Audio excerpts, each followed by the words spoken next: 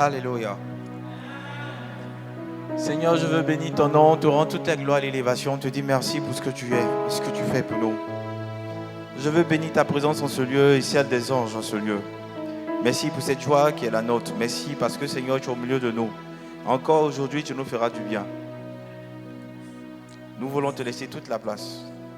Qu'il n'y ait rien dans ce lieu qui se fasse et qui soit sous le contrôle d'un homme, mais que tu prennes tout en charge. Dispose les cœurs afin qu'ils puissent entendre ton message, qu'ils l'accueillent avec joie et que cela leur soit profitable. Merci mon Dieu pour ce que tu fais et tu feras encore au nom de Jésus. Amen.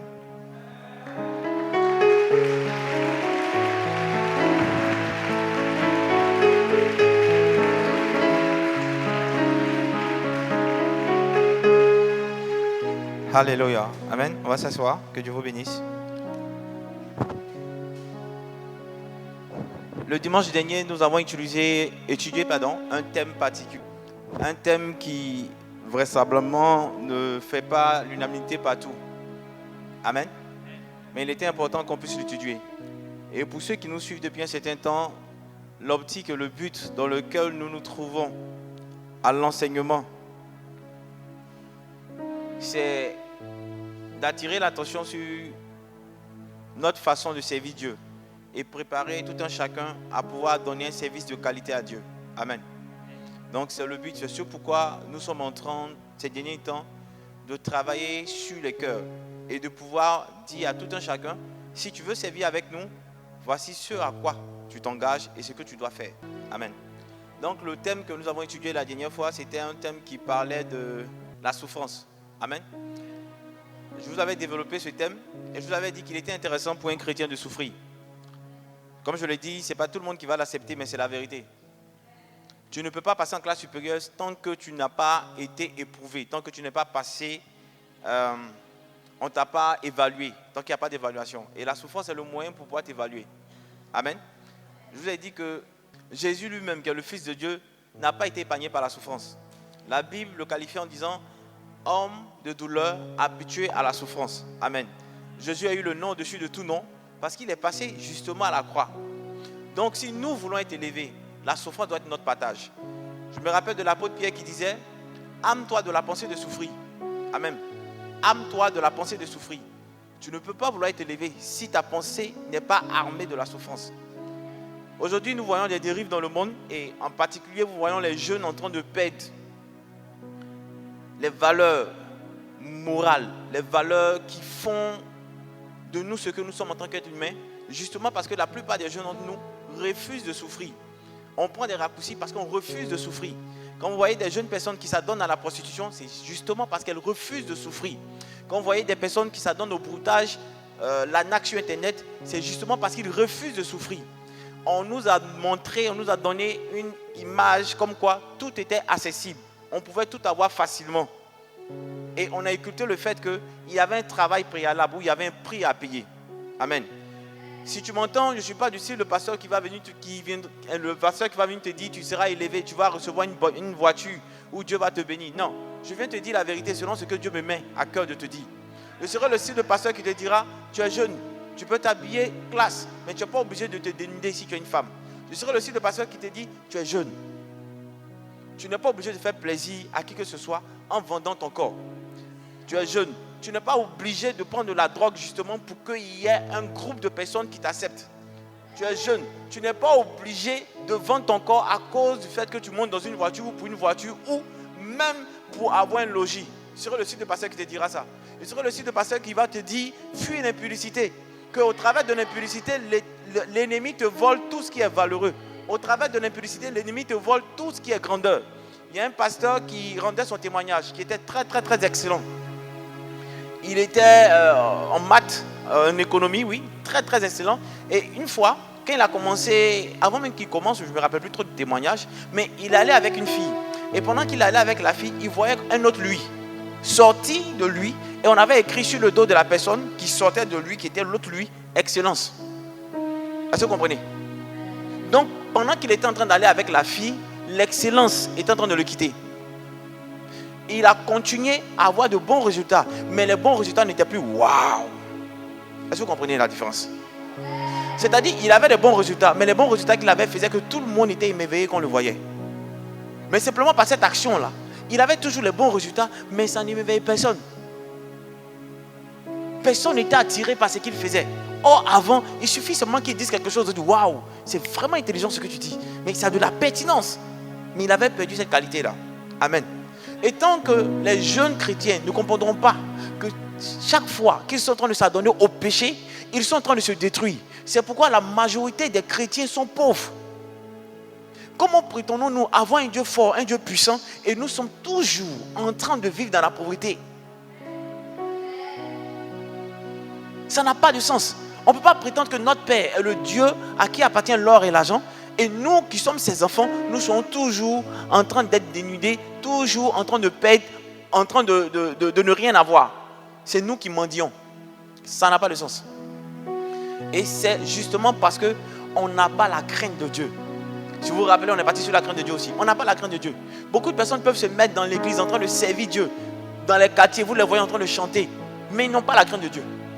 Pour ceux qui n'ont pas encore compris ce que Dieu attend d'eux, qui sont jeunes, qui sont ici et qui décident de servir Dieu, si vous ne vous mettez pas en règle, ce n'est pas évident.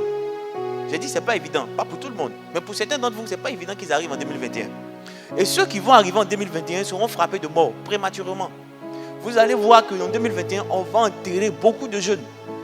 Et ça va marquer, choquer beaucoup de personnes parce que ce sont des personnes qui ont l'air un peu chrétiens. Je dis un peu chrétiens parce qu'ils ont l'apparence du chrétien, mais ils réunissent tout ce qui en fait la force. Par leur attitude, par leur comportement, on voit qu'ils n'ont rien de chrétien. Amen. Donc, je vous interpelle. Quand vous voyez l'arbre, en dessous de l'arbre, il y a des feuilles qui tombent. Il y a des feuilles vertes et il y a des feuilles qui ont jauni. On peut comprendre que les feuilles qui ont jauni sont des feuilles qui sont vieilles ou des feuilles qui devaient mourir. Mais les feuilles vertes ont encore du tonus. Pourtant, ces feuilles sont tombées. Pour vous dire que la mort ne frappe pas seulement que les vieilles personnes. La mort a la possibilité de frapper les jeunes. Je ne suis pas ici pour vous annoncer de bonnes nouvelles. Je suis ici pour attirer votre attention sur la façon de marcher selon Dieu.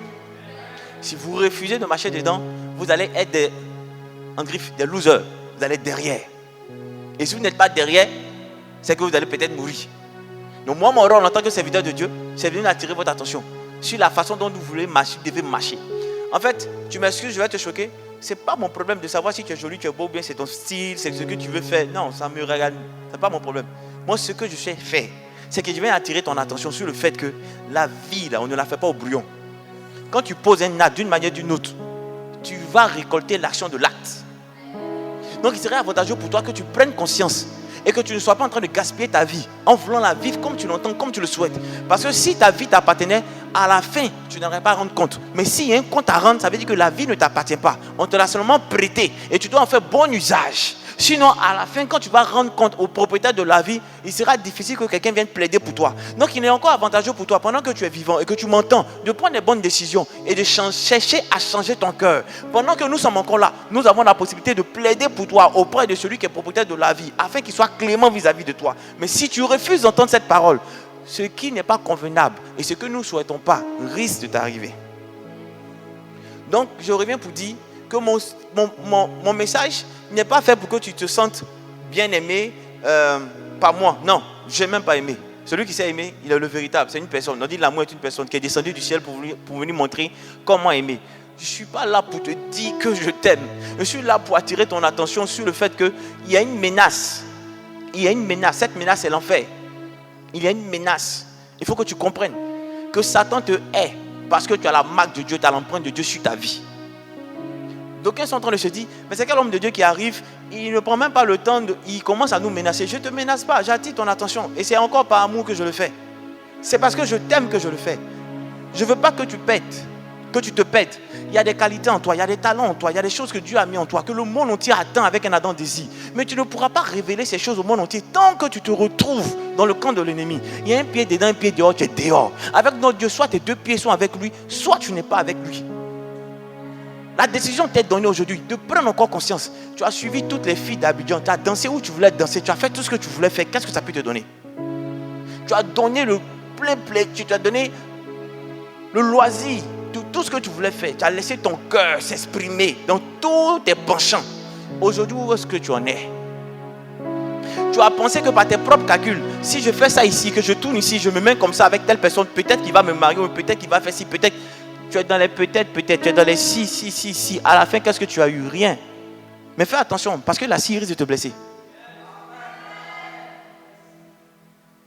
Il est avantageux pour toi que tu comprennes. Je vous disais la dernière fois que les hommes de Dieu cherchent peuple.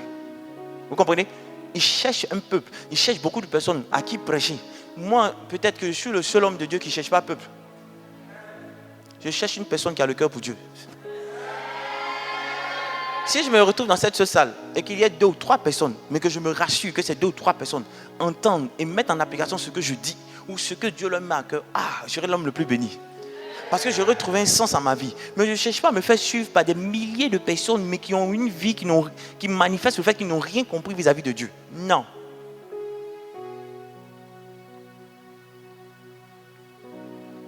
Et le comble parmi vous, c'est que quand on attire votre attention, vous laissez toujours l'ennemi avoir le dessus sur votre cœur. Comment se fait-il que vous laissez l'ennemi décider ou bien vous endurcir à telle enseigne que vous vous dites, il dit ça même, mais est-ce que lui-même n'est pas comme ça? En fait, ce que je veux te faire comprendre, c'est que pendant que je te dis change, toi tu ne veux pas changer, mais tu veux demeurer dans ta mauvaise position et puis encore chercher même à faire un recrutement. C'est-à-dire parmi tes frères qui sont là, tu cherches 2 ou 3 personnes avec qui vous allez vous mettre et vous allez commencer à critiquer l'homme de Dieu. Dès jours là même, on ne sait même pas où il a quitté ses cheveux là. Il a laissé sa barbe, on ne sait pas si c'est ça qui fait qu'il est comme ça 2 jours là. Avant, au moins, il se coiffait. Maintenant, il ne veut plus se coiffer. Demain, il me coiffait. Mais pour l'heure, j'ai l'inspiration de te parler. Non, c'est sérieux. Il s'agit de votre vie. Qu'est-ce que vous êtes prêt à donner pour le prix, pour le coût de votre vie, pour le rachat de votre vie? Tous les milliards du monde ne pourront pas servir pour le rachat de votre vie. En fait, tu n'as pas conscience de qui tu es et de l'importance que tu as vis-à-vis de Dieu. Est-ce que tu sais que pour toi, Dieu est capable? Vous voyez, dans la Bible, on dit, pour une seule personne, il est capable de donner l'Éthiopie, l'Égypte en rançon. C'est pour te montrer combien de fois il est prêt à sacrifier énormément pour toi. Il a pris une partie de lui, son fils. Son fils. Il a pris son fils et il a livré encore entre nos mains. Mais nous ne savions pas que pendant qu'il était livré, il n'était pas livré seulement qu'en nos mains, mais nous étions en train d'accomplir le plein penchant de l'ennemi. Mais en fait, c'était encore dans le but de nous racheter. Donc, il ne peut pas avoir mené tout ce combat pour que toi, tu ne comprennes pas que c'est à cause de toi qu'il a fait. Tu as bien envie de dire, mais est-ce que moi je l'ai envoyé? Mais c'est ça, on l'appelle l'amour.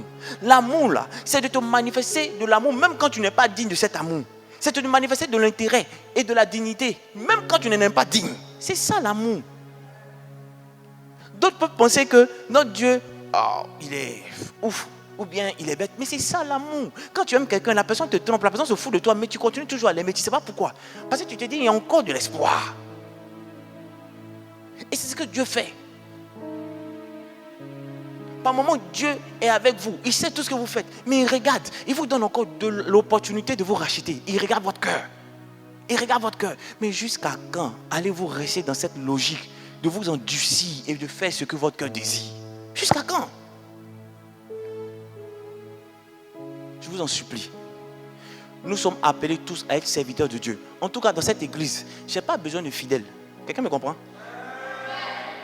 En fait, je n'ai pas besoin de personnes qui viennent s'asseoir et puis écouter la parole de Dieu et puis retourner chez eux. Non, ça ne produit aucun effet.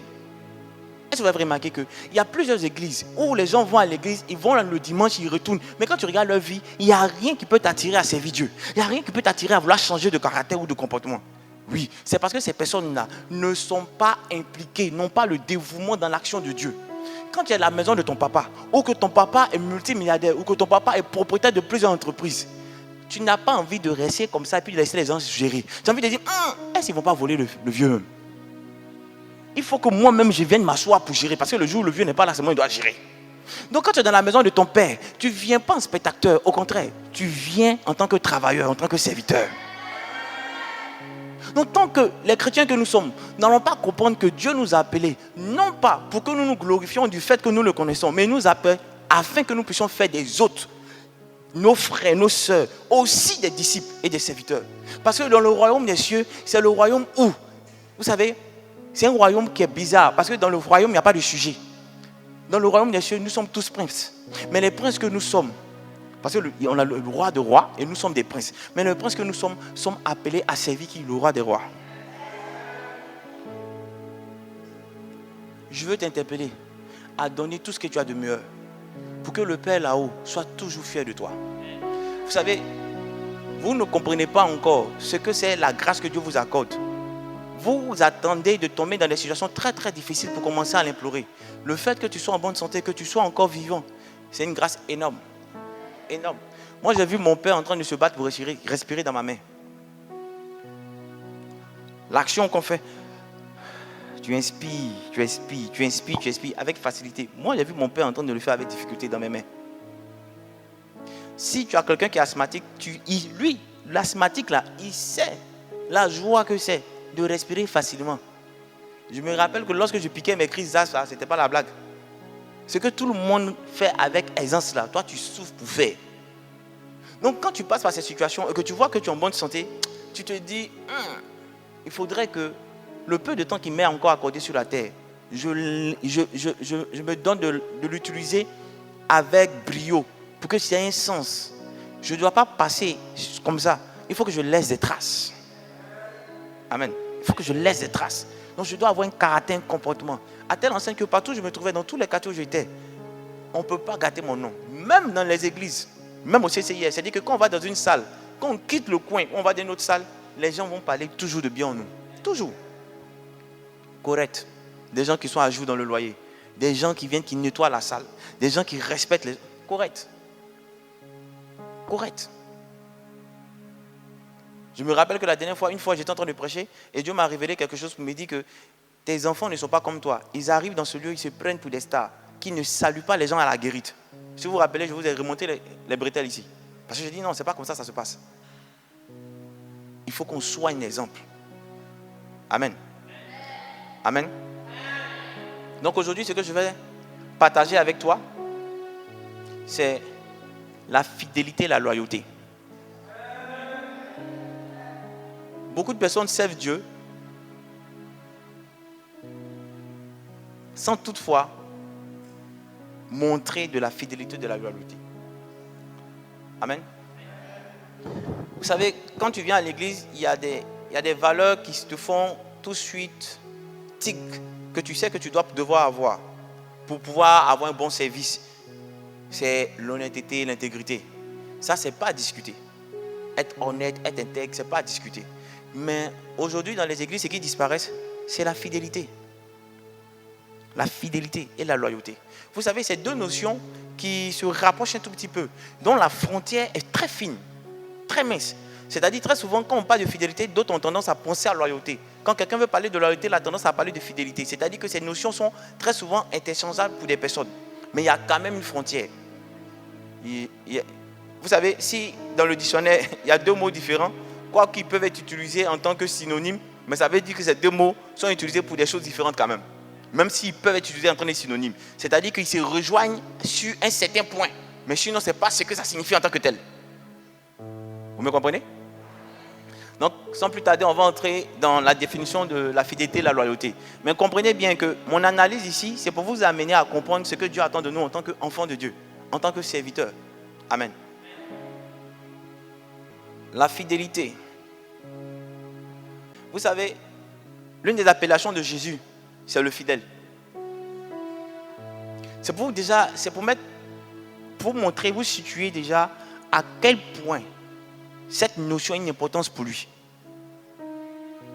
Ce qualificatif de fidèle là, à quel point c'est une importance pour lui. Quand tu appelles quelqu'un Ronaldo, par exemple pour nous les garçons, quand tu appelles quelqu'un Ronaldo, tu veux montrer à quel point il est bon dans le foot. Quand tu appelles quelqu'un Jordan, même quand Jordan n'est plus d'actualité, mais que tu l'appelles Jordan, tu veux montrer combien de fois il est 2 fois plus rapide. Amen. Mais 2 fois bon. Amen. Donc quand Dieu lui-même se fait appeler fidèle, c'est pour vous montrer à quel point cela a de l'importance pour lui. Amen. Mais vous savez que quand on parle de fidèle, ce que ça évoque en premier lieu, c'est fiable, digne de confiance. Le terme fidèle, sinon l'adjectif fidèle, ramène à l'affection, au sentiment. Quelqu'un me comprend? Quand on parle de fidèle, tu ne peux pas être fidèle s'il n'y a pas un volet affectif. Tu ne peux pas être fidèle s'il n'y a pas un volet affectif. Pourquoi? Tu vas braver le soleil, venir dans une église, ou peut-être que, bon, donc tu vas passer peut-être une fois, et ça devient maintenant récurrent. C'est parce qu'il y a quelque chose là-bas qui te plaît. Tu ne sais pas comment l'expliquer, mais il y a quelque chose là-bas qui te plaît. Il y a un feeling, il y a un sentiment, il y a quelque chose là qui te met à l'aise. Donc la notion de fidèle va d'abord avec une notion affective. C'est d'ordre du cœur, vous voyez. C'est que ce n'est pas quelque chose qui vient avec le raisonnement. C'est d'ordre du cœur. Tu ne peux pas expliquer. Comme quelqu'un pourrait dire, le cœur a ses raisons que la raison ne peut comprendre. Amen.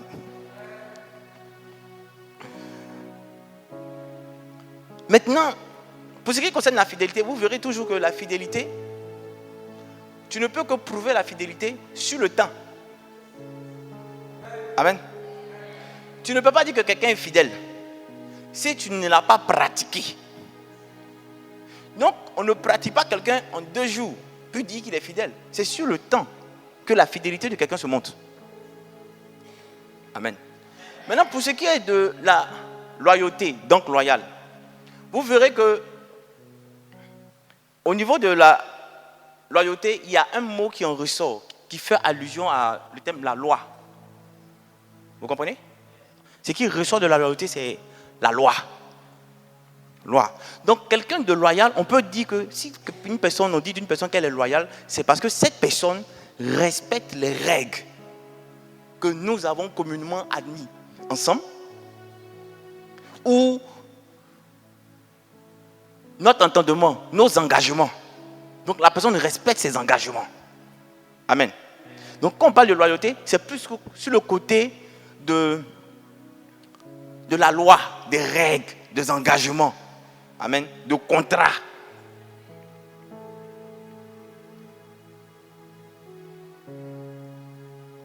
Mais comme vous voyez, on a parlé de la fidélité. Quand on parle de fidélité, on dit que la fidélité a trait à ce qui est sentimental, donc provient du cœur.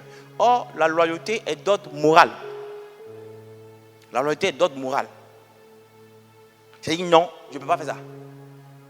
Pourquoi? Parce que ta conscience te l'interdit. Parce que tu veux respecter un certain type de caractère. Maintenant, on peut être loyal sans être fidèle.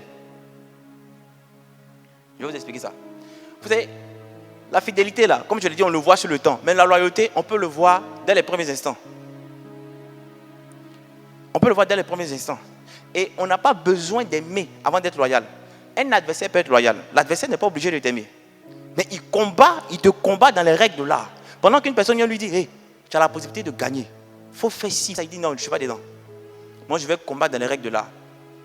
Or, très souvent, l'adversaire, tu n'as pas besoin de le connaître depuis longtemps. C'est peut-être dans 5 minutes qui suivent, tu viens de le rencontrer. Amen. Tu viens de rencontrer la personne dans les minutes qui suivent. Et voici maintenant que la personne te montre de la loyauté. Oui. Or, la fidélité, comme je dis, est éprouvée sur le temps. On va prendre des exemples dans la Bible. Amen. On va prendre des exemples. Vous verrez que dans la Bible, c'est difficile de voir le thème loyauté. Comme je vous expliquais que la notion est très mince. Pardon, la frontière est très mince entre les deux notions, entre fidélité et loyauté. Vous verrez plus fidélité, fidélité, fidélité. Mais très souvent, quand on parle de fidélité qui a trait à des commandements, c'est qu'on veut faire allusion à la loyauté. Amen. Prenons nos livres, la Bible dans le livre de 1 Roi 8, verset 23. Amen. Et il dit, ô Éternel Dieu d'Israël, il n'y a point de Dieu semblable à toi, ni en haut dans les cieux, ni en bas sur la terre. Tu gardes l'alliance et ta miséricorde envers tes serviteurs qui marchent en ta présence de tout leur cœur. Oui. Quand vous voyez ce verset, vous avez tendance à penser à fidélité. Mais ça n'a rien à voir avec la fidélité, c'est la loyauté. Il garde son alliance. L'alliance, c'est comme un contrat. Donc lui, il joue sa part. Il est loyal du début à la fin. C'est bon? On va prendre le livre de Ruth, Ruth 1. On va lire tout le chapitre, si possible. Du temps des juges, il y eut une famine dans le pays. Un homme de Bethléem de Juda partit avec sa femme et ses 2 fils pour faire un séjour dans le pays de Moab. Le nom de cet homme était Elimelech, celui de sa femme Naomi, et ses 2 fils s'appelaient Machlon et Kiljon. Ils étaient Éphrasiens de Bethléem de Juda. Arrivés au pays de Moab, ils y fixèrent leur demeure. Elimelech, mari de Naomi, mourut, et elle resta avec ses 2 fils. Il prit des femmes moabites, dont l'une se nommait Orpa et l'autre Ruth, et ils habitaient là environ 10 ans. Machlon et Kiljon moururent aussi, tous les 2, et Naomi resta privée de ses 2 fils et de son mari. Puis elle se leva, elle et ses belles-filles, afin de quitter le pays de Moab, car elle apprit au pays de Moab que l'Éternel avait visité son peuple et lui avait donné du pain. Elle sortit du lieu qu'elle habitait, accompagnée de ses 2 belles-filles, et elle se mit en route pour retourner dans le pays de Juda. Naomi dit alors à ses 2 belles-filles, « Allez, retournez chacune à la maison de sa mère, que l'Éternel use de bonté envers vous, comme vous l'avez fait envers ceux qui sont morts et envers moi. » Amen. Voici que Naomi parle à ses belles-sœurs, à ses belles-filles, après que ses enfants soient morts. Donc, elle voit que ses belles-filles demeurent toujours attachées. Et elle dit à ses belles-filles, vous avez été fidèles avec moi. Et non seulement avec moi, mais avec ceux qui sont déjà partis. Donc, retournez dans vos maisons. Et que Dieu use de bonté envers vous. Amen. Continuez. Que l'Éternel vous fasse trouver à chacune du repos dans la maison d'un mari. Et elle les baisa, elle élevait la voix et pleurait. Et elle lui dit, non, nous irons avec toi vers ton peuple. Naomi dit, retournez mes filles, pourquoi viendrez-vous avec moi? Ai-je encore dans mon sein des fils qui puissent devenir vos maris?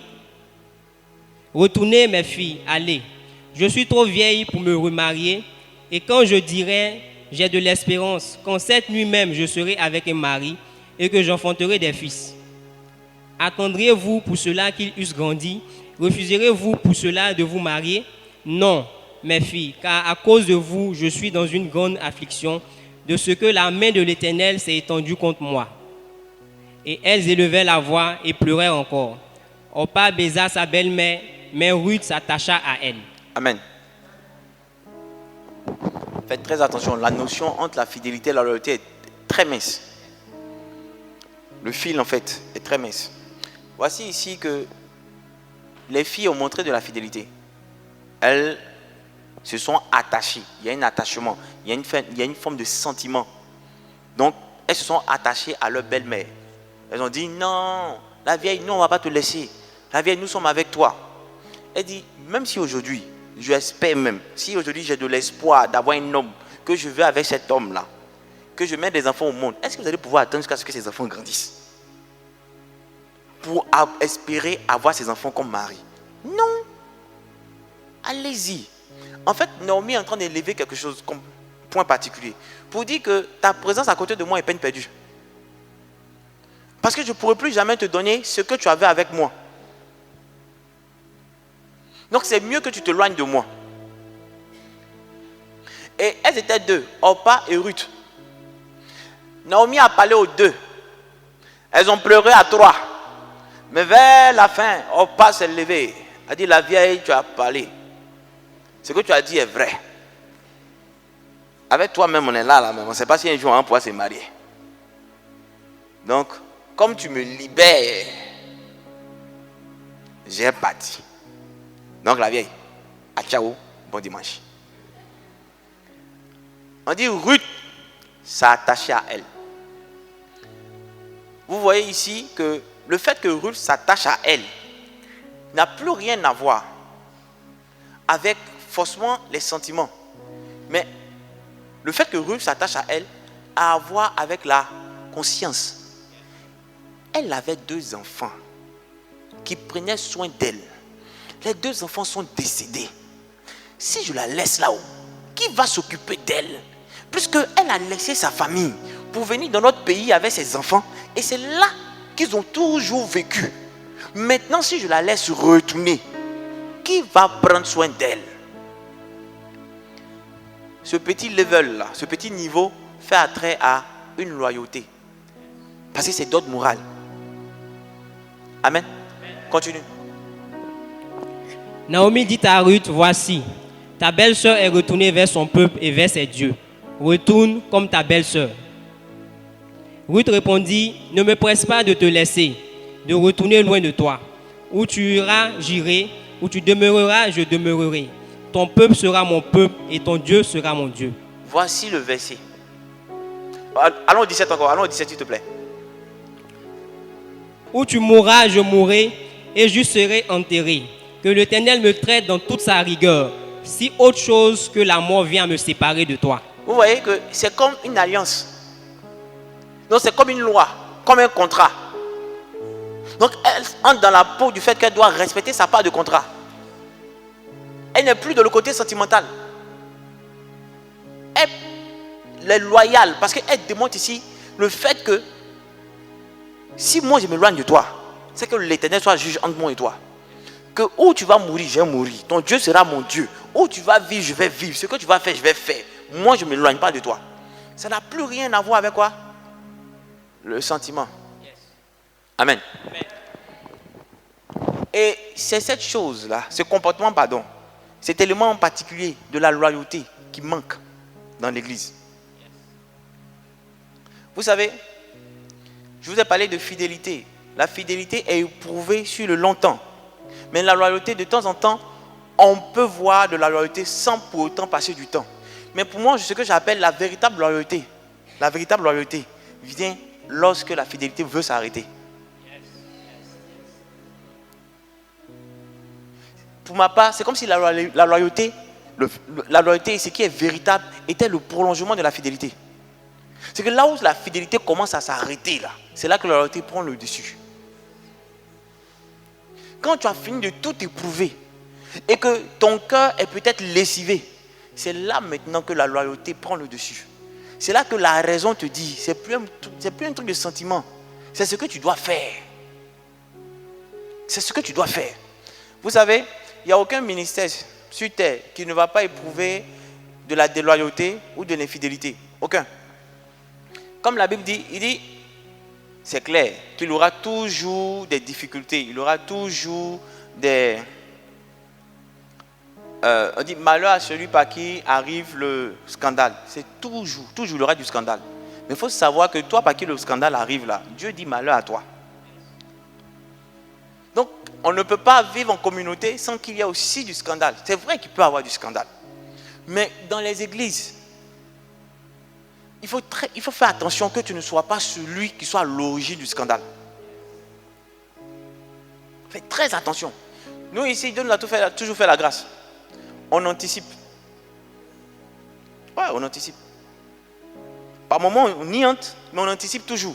Parce qu'il n'y a pas quelqu'un qui doit se séparer de moi, à qui je n'ai pas déjà te séparer de moi. Je t'avertis. Et très souvent, longtemps en avance. Je te dis, toi, fais attention, tu vas te séparer de moi. Mais pourtant, nos rapports sont des rapports cordiaux. Il n'y a pas d'animosité. On est ensemble, on rit ensemble. Mais quand l'heure viendra, tu ne te sépares de moi. Si tu n'es pas en avance, tu vas voir que ça va créer des grabuges dans tout ce que tu entreprends. À l'église, il y a des palabres ici, il y a des pleurs ici. Personne ne comprend. Les gens sont là, non, pourquoi? D'autres ne me comprennent pas. Ils sont venus, ils ont commencé à me juger. Mais l'homme là, il est venu, il a cassé le groupe musical, il a cassé. Il a décidé de ne plus faire ci, il a décidé de ne plus faire ça. Je suis toujours en avance. C'est pas chez moi ici, j'ai laissé les gens se battre derrière, à cause des garçons. Donc avant même que la chose ne commence, je suis en avance. Ça peut être peut-être prétentieux pour toi, mais il n'y a rien de prétentieux. En fait, tu sais, quand tu fais un devoir ou on te fait une composition de maths, on a l'habitude de dire, si tu ne connais pas, tu ne connais pas. On te laisse 4 heures, 5 heures, 6 heures. Tu ne connais pas, tu ne connais pas. Tu vois un peu, non? Maintenant, quand la personne connaît là, il finit et puis il dépose sa feuille parce qu'il connaît. Donc si tu le réveilles demain à 3 heures, il va faire la même chose. Pourquoi? Parce qu'il connaît. C'est la même chose comme pour moi là. C'est pourquoi quand je parle, tu as l'impression que je suis un peu hautain. Non, je sais en qui je crois. Et je sais ce que je dis. C'est cette assurance qui me permet de dire qu'on est en avance. Oui. Et si aujourd'hui je suis en train de te parler, c'est pour attirer ton attention. Vous savez, beaucoup de personnes viennent à l'église sans toutefois montrer de la fidélité. La véritable fidélité même n'est pas forcément attachée à la personne du serviteur de Dieu en premier lieu. La fidélité est attachée déjà à Dieu. Maintenant, après la fidélité que tu as lorsque tu viens d'une église, c'est une fidélité qui est attachée à celui qui dit la parole de Dieu. Oui, pourquoi? Parce que vous savez, il y a... Même toi, quand tu comprends peut-être les maths, il y a la façon dont tu as expliqué. Mais la façon dont toi tu vas expliquer ce que tu as compris n'est même pas la même façon que le professeur a utilisé pour t'expliquer. Pourquoi? Parce que chacun a sa manière de comprendre et de rendre le message. Il peut y avoir une pléthore de serviteurs de Dieu. Mais les serviteurs de Dieu n'ont pas la même façon d'exercer. C'est pourquoi tu ne verras pas que je suis en train de copier ce qui s'est fait à gauche, à droite pour le refaire chez moi. Non. Parce que moi, quand je suis venu là, je ne suis pas venu faire ce qui est déjà là. Je suis venu faire une chose que les autres n'ont pas encore fait. Si je viens en tant que serviteur de Dieu et que mon rôle c'est peut-être, je ne sais pas, si j'ai vu que dans un autre culte quelque part, les gens ont pris, des personnes ont commencé à danser, que moi ça m'a plu, j'ai vu qu'il y a eu beaucoup de likes, donc j'ai dit bon on va reprendre la même chose ici. Non, moi il ne fonctionne pas comme ça. Quand tu fonctionnes en train de... Vous savez, les gens n'ont pas compris que pour aller loin il faut copier, certes. Mais on ne copie pas pour copier. Parce qu'on copie quoi? Le principe, mais on ne copie pas les méthodes. Les principes restent les mêmes, mais les méthodes changent. Mais quand tu copies la méthode, tu n'as rien compris parce que tu n'as pas copié le principe. Donc c'est sûr que tu ne vas pas avoir l'impact que tu devais avoir. Vous comprenez? Donc quand vous venez dans un lieu de culte, c'est de savoir est-ce que l'esprit qui est dégagé, la parole qui est libérée, est-ce que cette parole me fait du bien? Est-ce que ce que la personne dit me fait du bien? Vous allez voir qu'au fur et à mesure, vous allez commencer à avoir un attachement. Non seulement à la présence de Dieu qui se retrouve dans ce lieu-là, et aussi à la personne que Dieu a positionnée pour vous parler. Et quand cet attachement naît, c'est là on parle, c'est à ce moment on dit que tu es fidèle. Mais il ne faut pas rester seulement dans le côté de fidèle, il faut évoluer pour être serviteur. Vous savez, quand tu commences à venir toujours à l'église et que la personne parle, ça te fait plaisir, tu n'as pas peut-être encore changé, quitté tout ton péché. Tu es encore un peu dans tes petits péchés et autres. Mais arrivé à un certain moment, quand tu es assidu, cette parole-là va travailler en toi jusqu'à te donner la force à quitter définitivement ton péché. Quand tu vas quitter le péché, tu vas voir que tu ne verras plus la personne qui parlait là comme la première fois que tu l'as vue. Tu vas sentir un sentiment d'attachement vis-à-vis de cette personne. Mais en fait, le sentiment d'attachement que tu sens vis-à-vis de cette personne, ce n'est pas forcément de cette personne, hein. C'est ce qui sort de lui, le message. Donc tu ne peux pas prétendre être fidèle à un serviteur de Dieu tant que tu n'es pas fidèle à son message. Quelqu'un ne peut pas te dire sors de là, sors de là, sors de là. Tu viens toujours entendre sors de là, puis toi tu es dedans, tu es dedans, tu es dedans. C'est bizarre. Amen. Aujourd'hui dans les églises, on a tout, de tout. On voit des personnes, vous voyez, en fait, on a pensé que la disponibilité était la fidélité. Il y a des gens qui sont disponibles. Hein. Tu l'appelles à minuit, il est là. 2 heures, il est là. 3 heures, il est là. Il est prêt. Tu le vois toujours à l'homme de Dieu. Quand l'homme de Dieu passe ici, il est là. Ils sont tous en train de se suivre. Partout, tu dis, ouais, ça c'est un gars qui est fidèle. En fait, il est disponible. Parce que le premier level de la fidélité, c'est le fait que tu matérialises ce que tu entends du serviteur de Dieu. Sinon, ça n'a pas de sens. Tu ne peux pas être autre chose que ce qu'il est. Il ne peut pas prêcher autre chose que ce qu'il est. Donc, si lui, il est penché comme A, tu seras comme un A. La preuve en est, quand nous, on a commencé l'œuvre, on marchait avec un certain type de personnes. C'est-à-dire que les hommes de Dieu que nous, on suivait, là, arrivé un moment, on a commencé à marcher comme eux. On a commencé à parler comme eux. Quand vous êtes avec un homme de Dieu, sachez une chose. Personne ne vous a appelé à marcher avec lui. Vous avez compris dans votre cœur que c'était un appel de vouloir marcher avec lui. Amen. Et quand c'est comme ça, là, ton esprit de fidélité doit pouvoir s'attacher à ce que Dieu a mis en lui. Vous savez, si moi je marche avec un homme de Dieu, je considère que tout ce qui vient de lui, me concernant, est de Dieu. Pourquoi? Je ne vais pas me lever comme ça pour dire je vais aller marcher avec un homme de Dieu. Non, ils sont trop. Comment tu sais que c'est la bonne personne? Donc si moi j'ai fini de prier, que Dieu me convainc que c'est la bonne personne, si Dieu m'a montré que c'est la bonne personne, j'ai plus le droit de douter de ce qui va sortir de sa bouche. Parce qu'une fois que je commence à réfléchir sur ce qui sort de sa bouche, c'est que je suis en train de dire que Dieu s'est trompé lorsque Dieu me disait que c'était lui que je devais suivre. Est-ce que vous me suivez? Et une fois que tu commences à douter de ce que l'homme de Dieu te dit, c'est que tu es en train de fermer ton ciel. Il était une porte ouverte sur ta vie. Les bénédictions qui viennent de lui, tu ne vas plus pouvoir les recevoir. Parce que justement, tu ne peux pas prétendre que l'arbre n'est pas bon et puis bénéficier des fruits de l'arbre.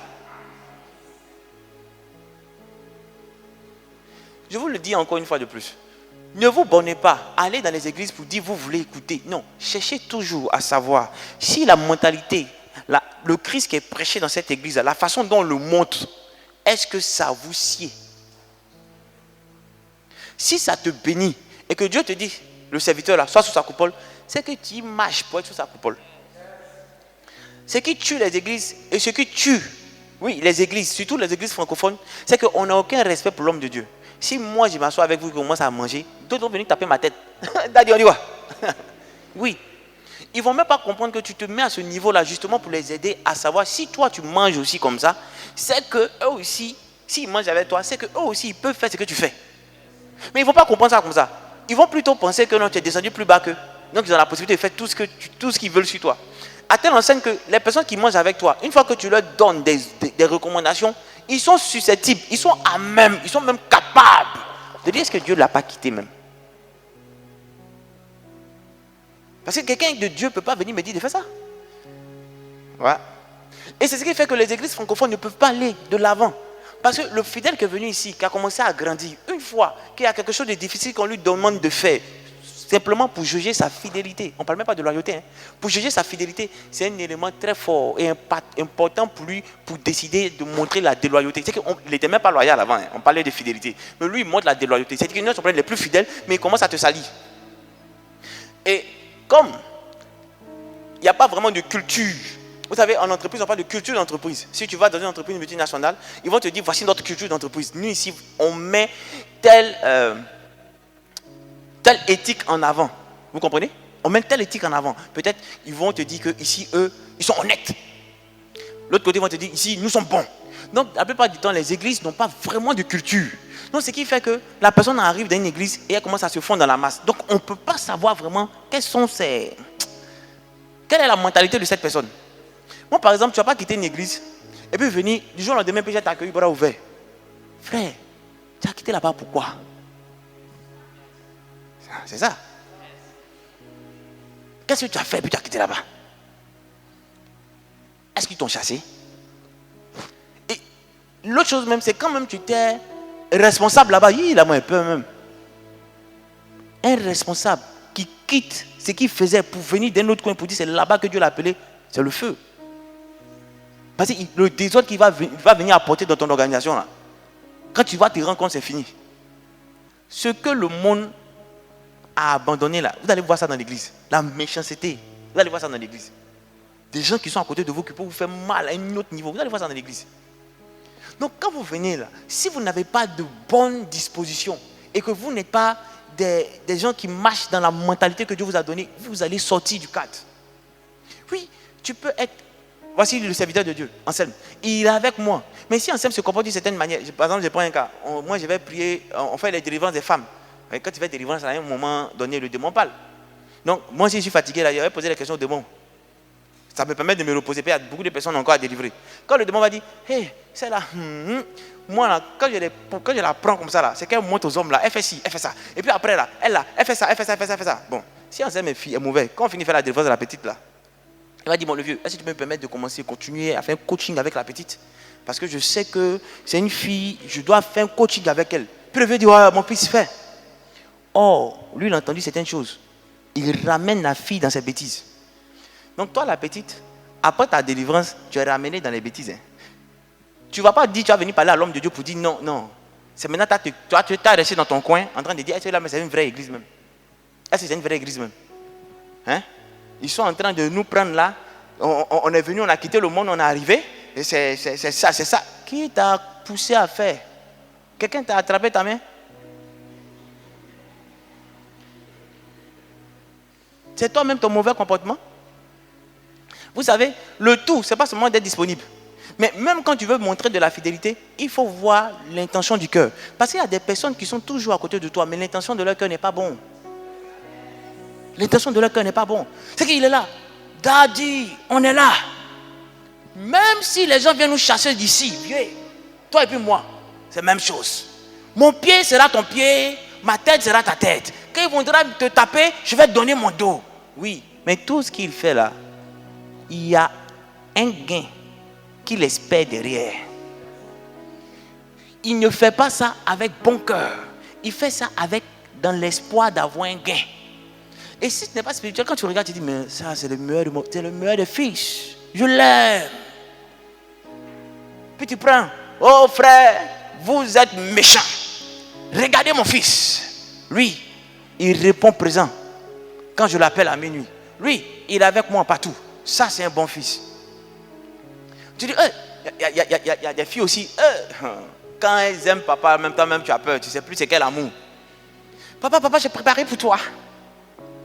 Toi-même, tu sais, elle allait prendre des renseignements. On dit, ah, le vieux, lui, voici qu'il l'aime. Hein.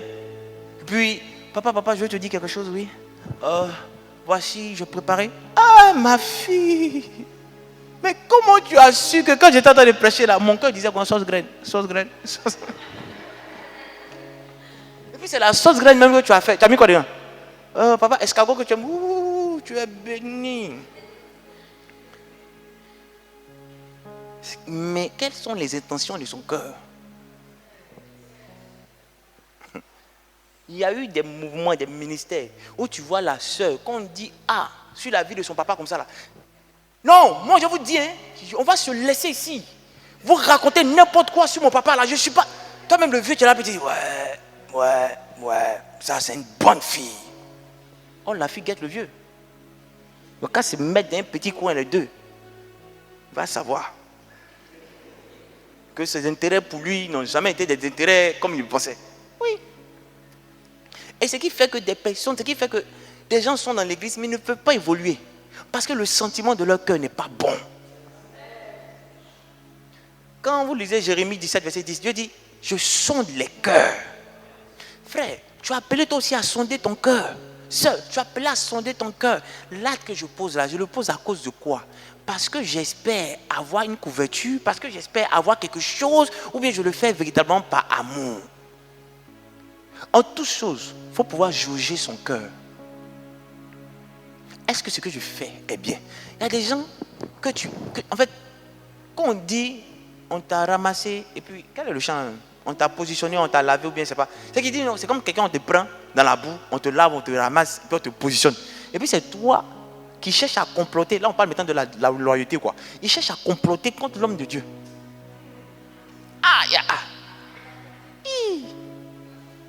Toi, ta souffrance, ça sera comment? Parce qu'en fait, comme je vous l'ai dit, très souvent, on se méprend en pensant parler à un homme. Quelqu'un qui est un homme de Dieu, quand tu lui parles, c'est plus l'homme de Dieu à qui tu parles, mais tu parles à Dieu. Quand le serviteur de Dieu commence à intervenir dans ta vie, il n'intervient pas en tant qu'un homme, il intervient en tant que serviteur de Dieu. Donc il n'a rien de lui-même qui puisse faire ce qu'il est en train de faire. Tout ce qu'il fait lui vient de Dieu. Donc comprends que c'est le représentant de Dieu, donc tu ne peux pas t'amuser à regarder le représentant de Dieu droit dans les yeux et lui mentir. Toi tu es comment? Tu ne te rappelles même pas d'où tu es quitté. Tu étais à 2 doigts de mourir. On allait te prendre.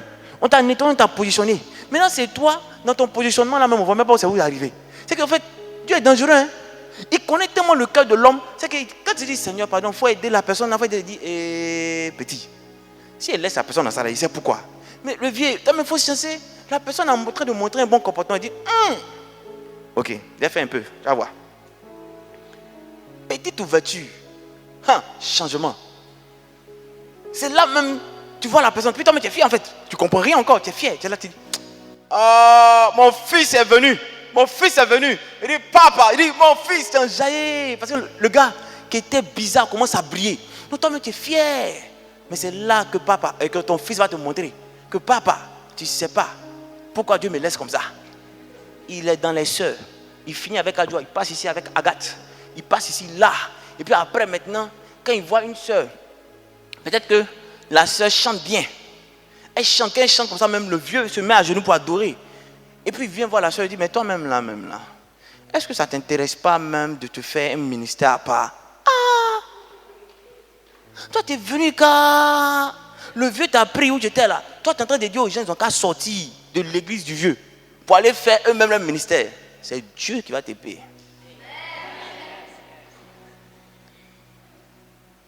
C'est Dieu qui va te payer.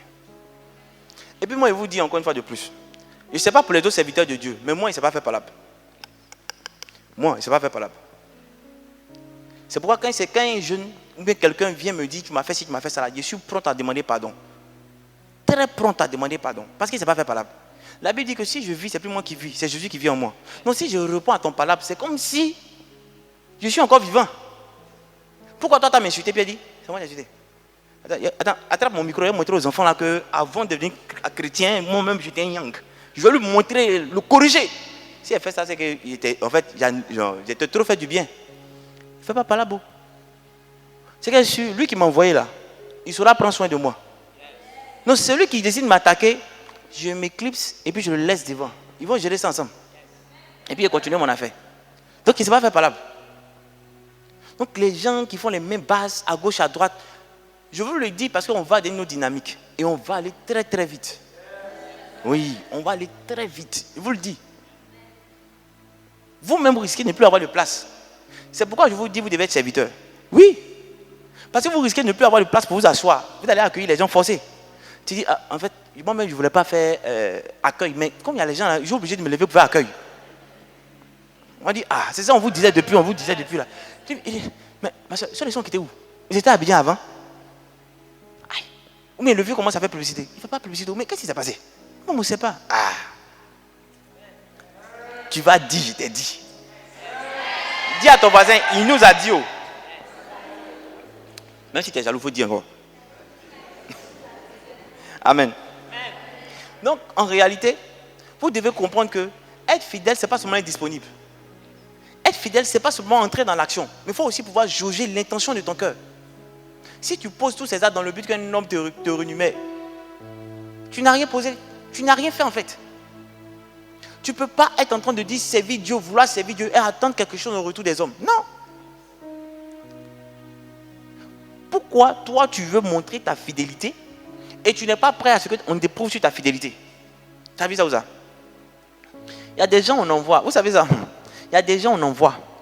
Et puis on leur dit, si vous dites que Dieu vous appelle à travailler avec nous là, on a une mission à faire à Korogo. On vous donne seulement votre transport. On dit, vous devez faire 2 semaines. Hein.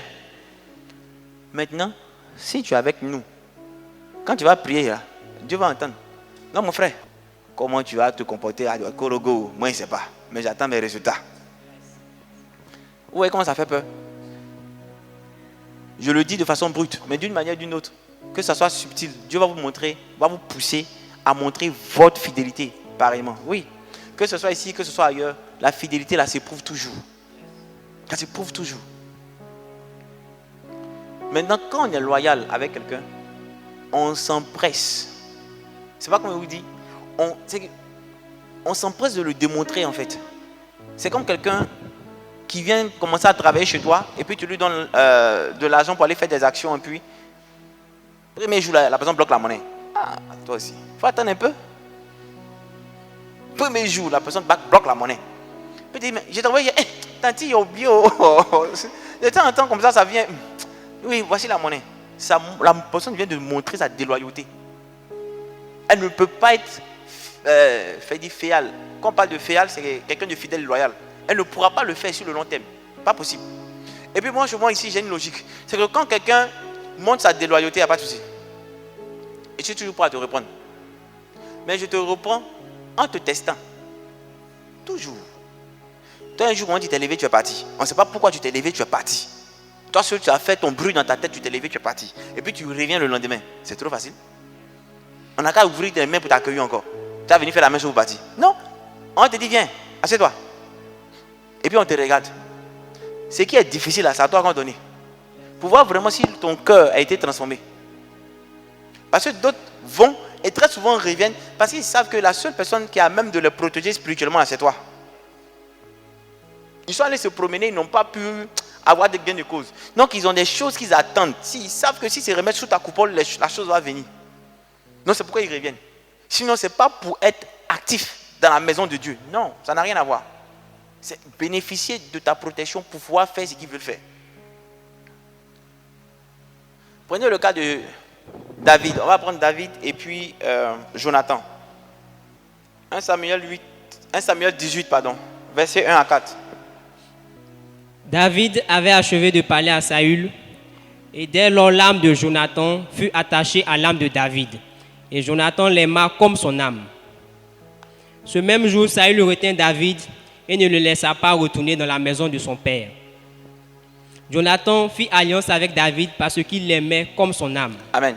Amen. 4, oui. Il ôta le manteau qu'il portait pour le donner à David, et il lui donna ses vêtements, même son épée, son arc et sa ceinture. Amen. Ça, c'est de la fidélité. Jonathan a montré de la fidélité vis-à-vis de David. Amen. On va prendre 2 Samuel 9, versets 1 à 3.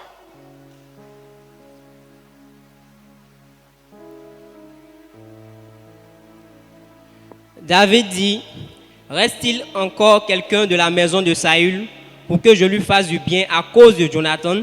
Vous voyez ce qu'il dit? C'est-à-dire que, je vous explique un peu, je fais la genèse. Jonathan était le fils de Saül, le premier roi d'Israël. Maintenant, quand David allait tuer Goliath et que partout on emmenait David aller faire les exécutions, qu'il revenait avec des victoires, Jonathan a commencé à l'aimer, comme lui-même sa propre vie. Et ils ont commencé à faire une alliance. Et après quoi, Saül a décidé de tuer David. Et Jonathan est venu dire à David, yo, faut faire tu vas partir parce que mon vieux veut te tuer. Mon papa décide que tu meurs. Donc il a permis à David d'avoir l'information et que David se sauve. Donc en plus d'avoir montré de la fidélité, il a montré de la loyauté. Pourquoi? Parce qu'il a préservé l'âme de la personne. Maintenant, David vient au trône. Jonathan est décédé. Son papa est décédé. Mais quand il vient au trône, regardez ce qu'il demande. Est-ce qu'il y a quelqu'un d'ici qui soit de la famille de Saül à qui je peux faire du bien à cause de Jonathan? Ça, c'est la loyauté. C'est-à-dire que la personne n'est plus là pour que tu l'aimes, mais tu t'attaches à l'alliance que vous avez mis ensemble. C'est à cause de cette alliance-là, tu décides de faire du bien à sa progéniture. Et vous verrez aujourd'hui, et je pense que Dieu va nous faire la grâce, il y a beaucoup de serviteurs de Dieu qui ont mené des églises, que ce soit de 10, de 20 personnes à l'intérieur du pays, et qui ont aidé des familles, des gens qui avaient des problèmes pour enfanter, des gens qui avaient des problèmes de cancer et autres, et qui sont aujourd'hui, que Dieu a rappelé. Vous verrez que leurs femmes sont en train de souffrir, leurs enfants sont en train de souffrir. C'est comme si ces personnes n'avaient jamais porté du bien. Et les gens même à qui ils ont porté du bien n'ont même plus leurs souvenirs. Et c'est ce qui tue l'église. Vous pensez que quand cette veuve ou ces orphelins sont en train de crier à l'Éternel, qu'est-ce qui se passe? C'est toute l'église de Côte d'Ivoire qui est entachée. C'est toute l'église de Côte d'Ivoire qui est entachée. Quand ces orphelins et ces veuves sont en train de crier. Parce que justement, vous verrez que ceux qui sont peut-être à l'intérieur, il y a certains hommes de Dieu à l'intérieur, les vieux qui sont dans les villages, qui ont aimé Jésus, qui ont aimé Dieu, que Dieu a commencé à utiliser puissamment, n'ont pas forcément eu la culture que nous avons aujourd'hui. Ils ont peut-être même abandonné leur famille. Ils ont régné peut-être même leur famille. Ils étaient tellement à fond qu'ils n'ont même pas eu le temps de s'occuper pleinement de leur famille. Et lorsqu'ils meurent, voici comment l'église les remercie. On les oublie. Celui qui n'est pas fidèle dans les petites choses, il espère quoi de Dieu? Montrez de la loyauté. Soyez prêts à vous engager comme un esprit pour Dieu. Ne pensez pas que vous le faites pour un homme, mais c'est pour Dieu que vous le faites. Vous mettez corps, âme, esprit pour Dieu.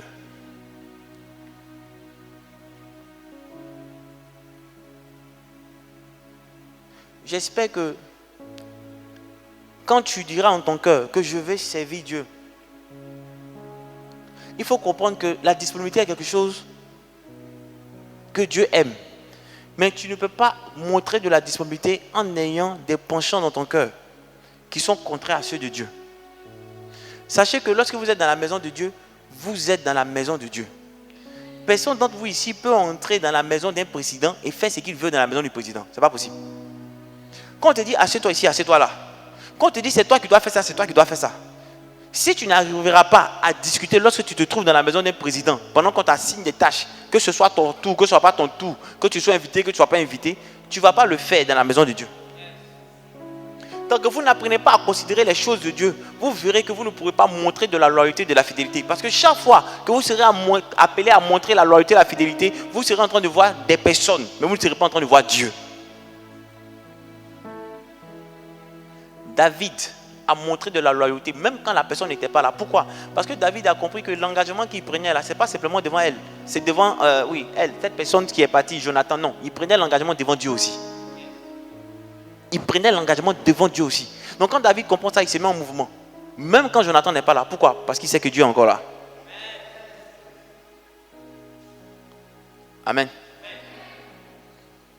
Je vous en supplie, ne vous comportez pas comme Judas. Ne faites pas comme Judas. Vous savez, Judas a été choisi par Jésus. Quand Jésus a envoyé les gens 2 à 2 pour aller prêcher, et qu'ils sont revenus, qu'ils ont fait le point à Jésus en disant, viens, les démons nous sont soumis. On a vu des miracles. Judas faisait partie des personnes qui faisaient des miracles. Judas faisait partie des personnes qui chassaient les démons. Mais en réalité, le cœur de Judas n'était pas encore circoncis. Ça fait que Judas était utilisé par Dieu, mais Judas n'avait pas le cœur de la mission. Judas avait des intérêts personnels dans son cœur. Nous allons regarder ça. Prenons Jean 12, versets 5 à 6. Pourquoi n'a-t-on pas vendu ce parfum 300 deniers pour les donner aux pauvres? Il disait cela non qu'il se mit en peine des pauvres, mais parce qu'il était voleur, et que, tenant la bourse, il prenait ce qu'on y mettait. Regardez ce que Judas fait.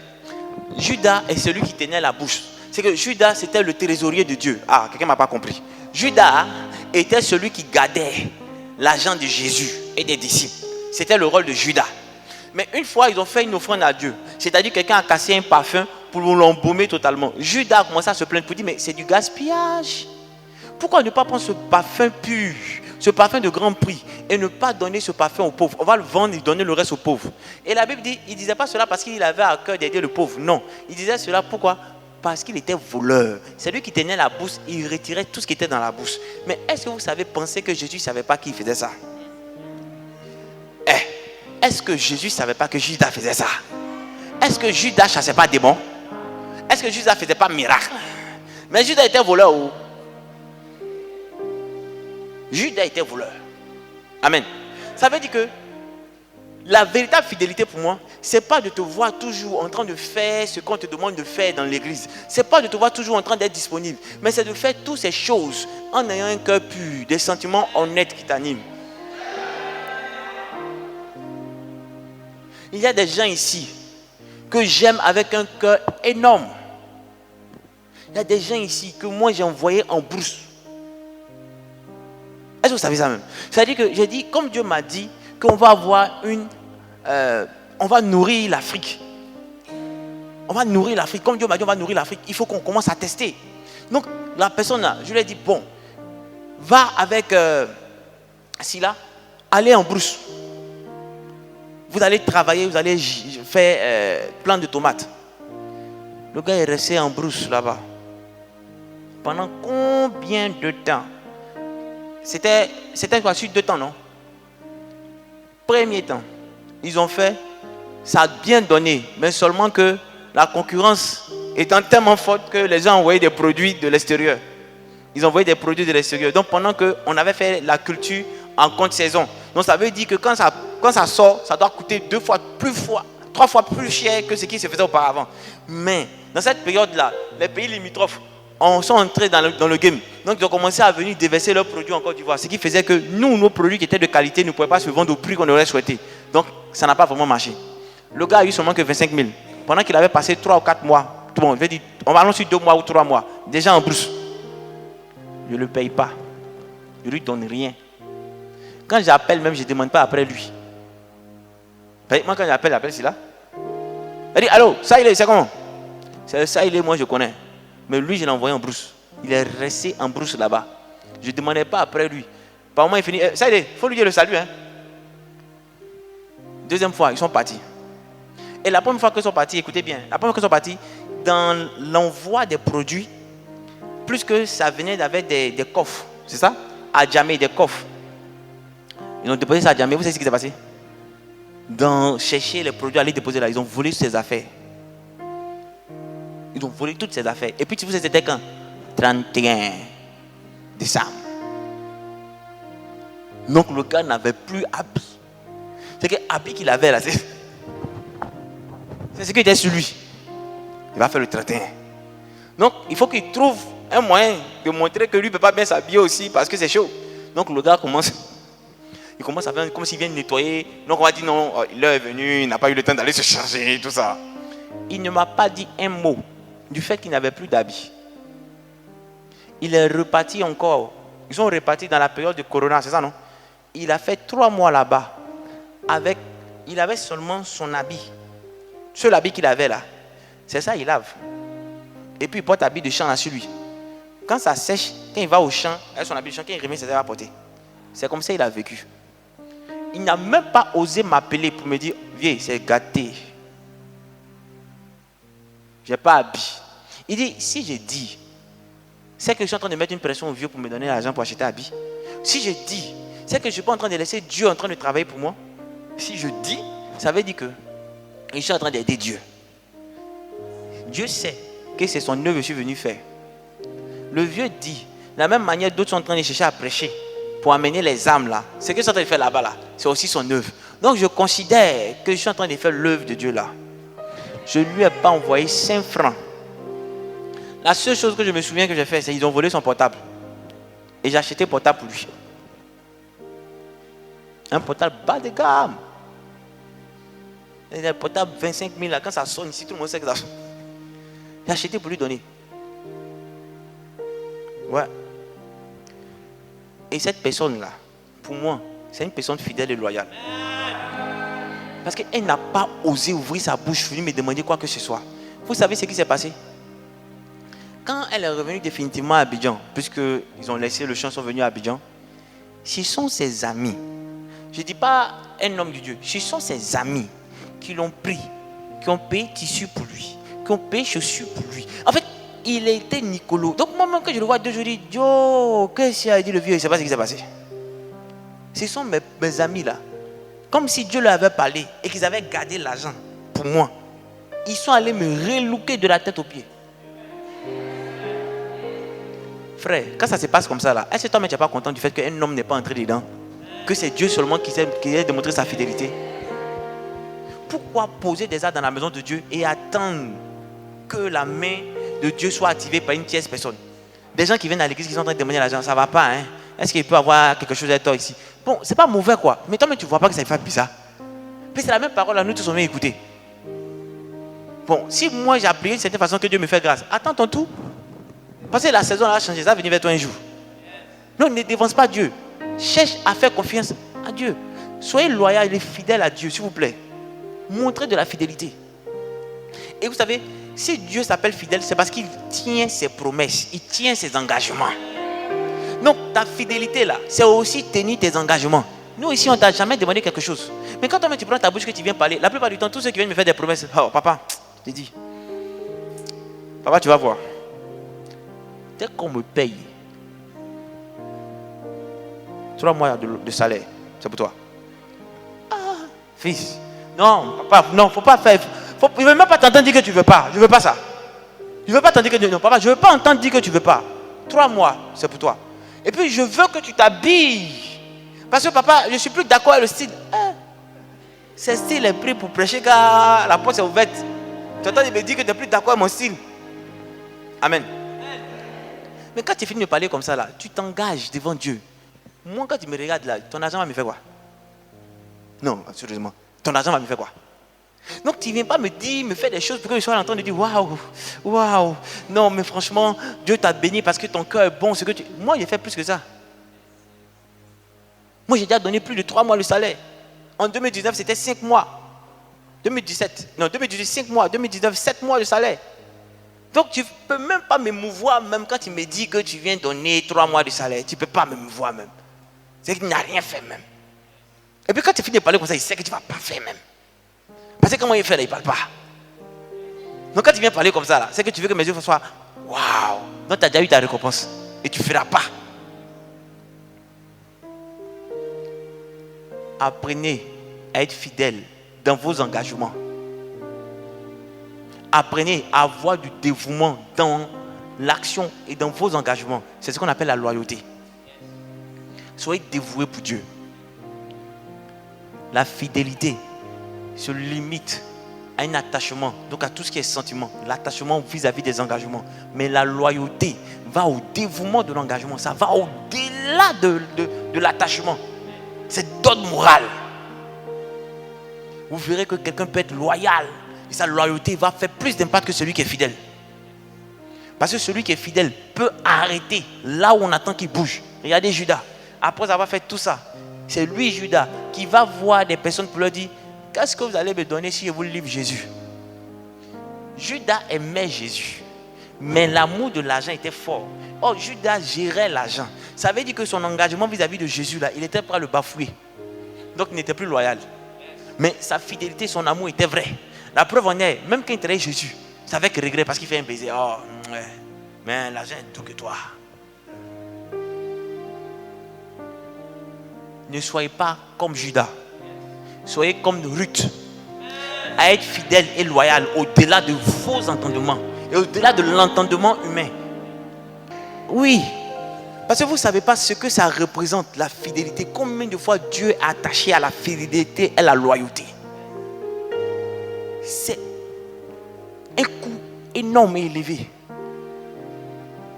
Ne vous amusez pas, on peut tout vous arracher, mais soyez fidèles. Soyez des personnes loyales. Comme quelqu'un pouvait le dire, il dit: ce que tu vas dire matin, il faut être à même de pouvoir le dire à midi, il faut à même de pouvoir le dire le soir. Il faudrait qu'on vous trouve comme Dieu. Aucune once de variation. Aucun changement en vous. Tel que vous avez été, vous devez grandir dans cette mentalité. C'est ce que Dieu attend de vous. Regardez aujourd'hui les églises, ils ne peuvent pas évoluer parce que lui, il se sent frustré, il va quitter ici, il va aller là-bas. Mais là-bas, là, il va partir avec quoi? Il va aller le même comportement. Et aujourd'hui, les églises se remplissent de quelle façon? On enlève des poissons d'un aquarium A, on le met dans un aquarium B et le propriétaire de l'aquarium B est content. Il dit: non, il y a beaucoup de poissons. Ça n'a rien à voir.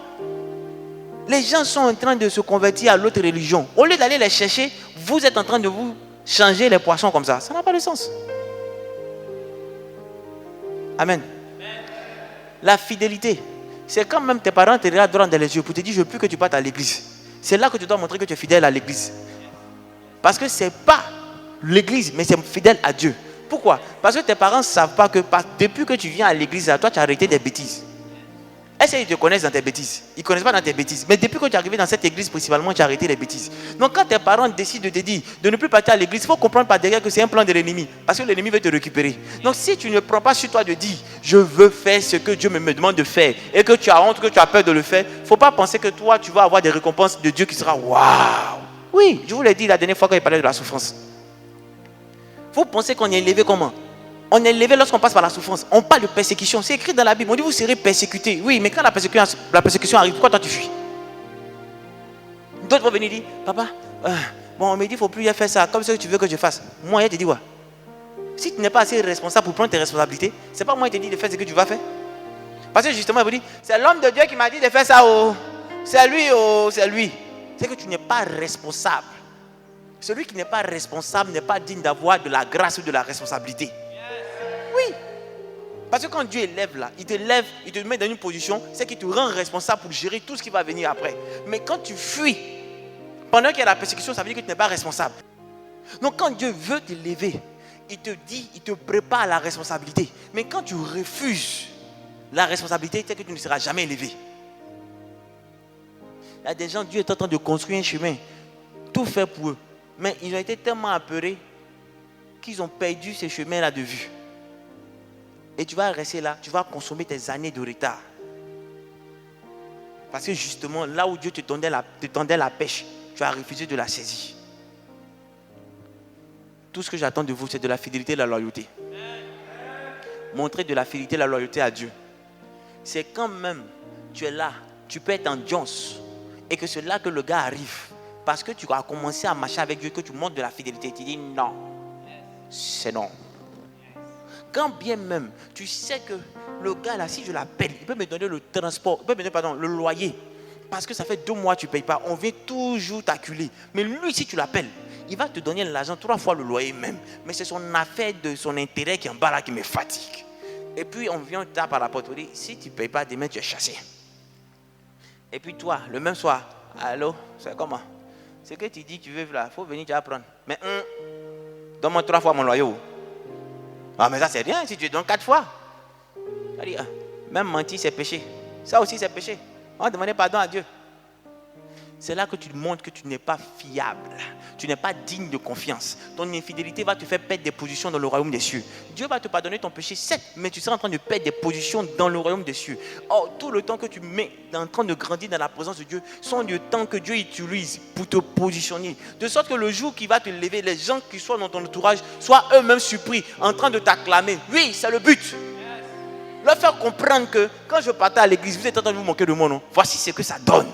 Mais quand tu refuses de passer par l'humiliation, tu refuses d'être rabaissé, ce n'est pas évident que tu sois élevé.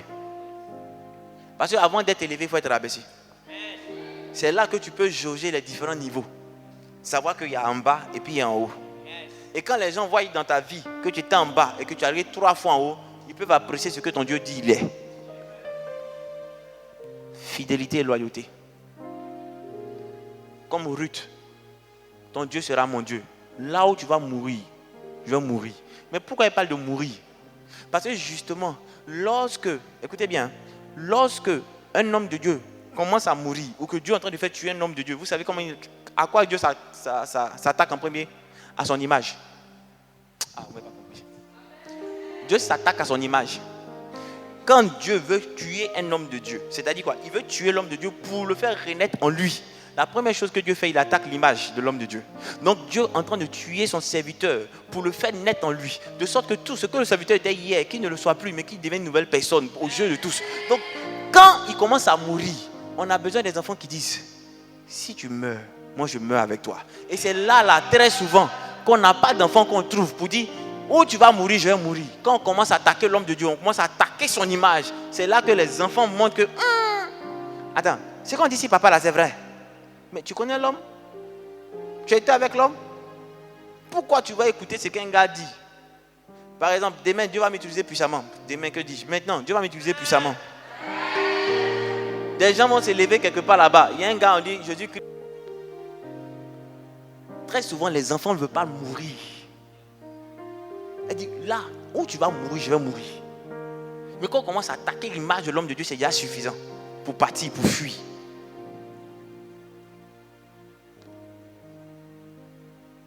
Je vous demande une seule chose. Soyez le renouveau de la Côte d'Ivoire. En changeant définitivement de mentalité.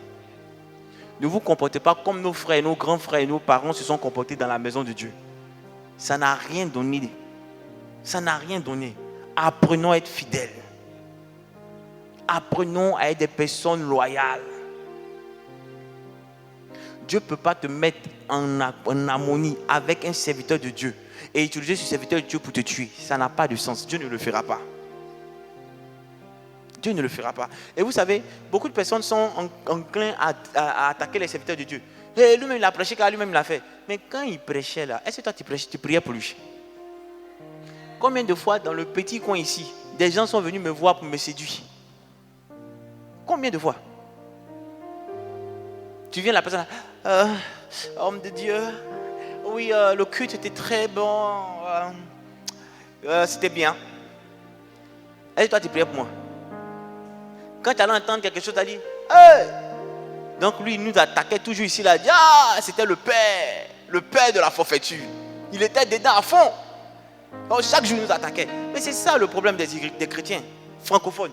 Ils ne passent pas du temps dans la prière pour leurs serviteurs de Dieu. Or, en fait, ils ne comprennent pas une chose. L'onction qui coule sur la tête est la même onction qui coule sur la barbe. C'est-à-dire que le serviteur de Dieu est la tête. Donc, tant qu'il n'entre pas dans certains types de bénédiction, toi, tu n'entreras pas dans certains types de bénédiction. Donc, quand tu veux entrer dans une bénédiction, tu dois prier pour que ton serviteur de Dieu entre dans cette bénédiction. Tu verras que toi, ça sera facile pour toi.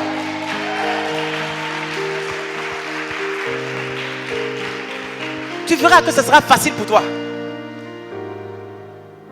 Ils vont du lundi jusqu'au dimanche, ils ne vont même pas élever la voix pour toi. Après, ils vont s'étonner. Avant, le vieux là, il avait quelque chose de fort. Mais maintenant, 2 jours, on ne le sent plus. Il est fatigué. Quand il finit de libérer la chose forte sur toi, toi, tu fais quoi avec ça? Tu ne vas pas prendre pour donner ça dehors. Donc, arrivé un moment là, Dieu va lui dire, frère, je ne peux pas te remplir, tu vas donner à des personnes qui vont aller jeter. Donc, il faut attendre. Je vais les chasser, je vais amener de nouvelles personnes, puis elle continue de te remplir. Je vous dis une chose, Dieu vous veut. Dieu veut, il vous veut. Il veut vous élever.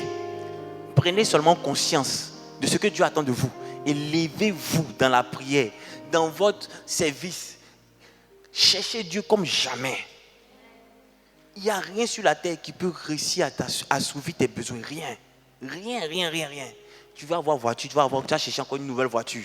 Regardez, tu as payé une nouvelle voiture aussi, on dit c'est 2020. Demain on dit 2021 est sorti. Donc tu ne peux pas être satisfait des choses de la terre. Tu ne peux pas. C'est pourquoi tu dis, ouh, celui-là, franchement, j'aime pas les hommes courts, mais waouh, il a quelque chose qui me fait tic. Et puis tu vois, ouh, ouais, les hommes grands, ça me disait rien, mais ça me va, celui-là. Après tu dis, je ne savais pas que je pouvais aimer quelqu'un d'aussi noir. Mais il a des trucs qui dégagent. Après tu dis, ouh, j'ai toujours aimé Leclerc. Je ne sais pas, mais j'aime Leclerc. C'est pour te dire que tu ne peux pas être satisfait. Tu ne peux pas. Regardez même, il y a des gens qui sont mariés, leur femme est mince. Mais c'est eux qui sont les premiers à regarder les femmes qui sont grosses. Frère, si tu aimais femme grosse, pourquoi tu as pris la femme mince? C'est pour te dire, il ne peut pas être satisfait. Donc tant que tu ne mets pas ton cœur dans les mains de Dieu, c'est comme ça que Satan va t'amener à jouer au ping-pong. Que Dieu vous bénisse.